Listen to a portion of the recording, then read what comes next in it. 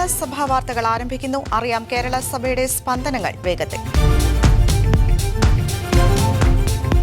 കോതമംഗലം രൂപത മാതൃവേദി സംഘടിപ്പിക്കുന്ന psycho spiritual training programme ഉണർവ് വികാരി ജനറൽ മോൺസിനോർ പയസ് മലക്കണ്ടത്തിൽ ഉദ്ഘാടനം ചെയ്തു.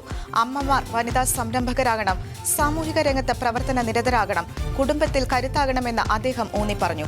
വിവാഹത്തോടെ അവസാനിക്കേണ്ടതല്ല വിദ്യാഭ്യാസം, അത് തുടരേണ്ടതാണ് എന്നും അദ്ദേഹം ഉദ്ബോധിപ്പിച്ചു.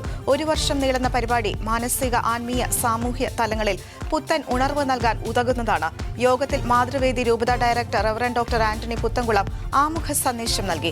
രൂപത പ്രസിഡന്റ് ജാൻസി മാത്യു അധ്യക്ഷത വഹിച്ചു. രൂപത animator reverend sister Annie Therese CHF, രൂപത സെക്രട്ടറി ജൂഡി ഡാലു തുടങ്ങിയവർ പ്രസംഗിച്ചു. ഉണർവ് 2024 ടീം അവതരിപ്പിച്ച കലാപരിപാടികൾ യോഗത്തെ മോടിപ്പിടിപ്പിച്ചു.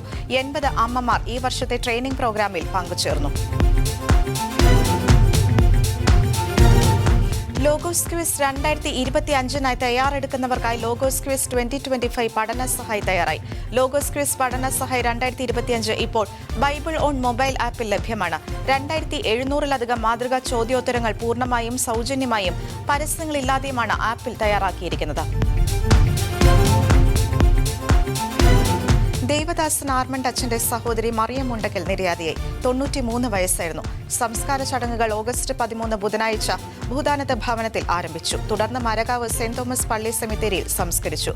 പരേതനായ വഖച്ചനാണ് ഭർത്താവ്. മാനന്തവാടി രൂപതയിലെ റിപ്പൺ സെന്റ് ജോസഫ്സ് ഇടവകയിൽ അമ്മയൻപ് അമ്മ മനസ്സുകളുടെ ഹൃദയ സംഗമം നടത്തപ്പെട്ടു. ചെറുപുഷ്പ മിഷൻ ലീഗ് സംസ്ഥാന ഡയറക്ടറും റിപ്പൺ സെന്റ് ജോസഫ്സ് ഇടവക വികാരിയുമായ ഫാദർ ഷിജു ഐക്കരക്കാനിൽ സ്വാഗതം ആശംസിച്ചു. മാതൃവേദി സംഘടനയുടെ ട്രെയിനറും അധ്യാപികയുമായ ഗ്രേസി ജേക്കബ് ചിറ്റിലപ്പള്ളി സ്നേഹസംഗമം സെമിനാർ തിരിതെളിയിച്ച് ഉദ്ഘാടനം ചെയ്തു.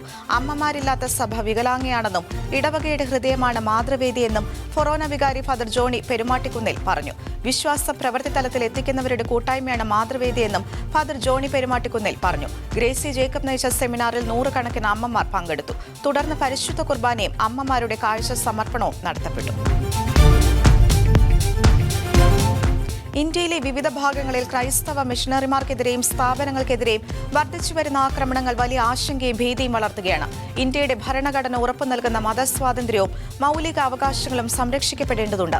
ഈ പ്രത്യേക സാഹചര്യത്തിൽ ഓഗസ്റ്റ് 15 ഭരണഘടന ഉറപ്പു നൽകുന്ന അവകാശങ്ങളുടെ സംരക്ഷണ ദിനമായി ആചരിക്കുവാൻ ആഹ്വാനവുമായി കേരള ലത്തീൻ മെത്രാൻ സമിതിയുടെയും KRLCCയുടെയും president arch bishop doctor Varghese Chakkalakkal എല്ലാ ഇടവകകളിലും രാവിലെ ദേശീയ പതാക ഉയർത്തുകയും ഭരണഘടനയുടെ ആമുഖം വായിച്ച് ഏറ്റുചൊല്ലുകയും ചെയ്യണം. KLCയും മറ്റ് സാമൂഹിക സമുദായ സംഘടനകളും അൽമായ ശുശ്രൂഷ സമിതിയും BCC കേന്ദ്ര സമിതിയും ഇതിന് നേതൃത്വം നൽകണമെന്നും ആർച്ച് ബിഷപ്പ് വ്യക്തമാക്കി. കേരള സഭാ വാർത്തകൾ സമാപിക്കുന്നു. നന്ദി, നമസ്കാരം.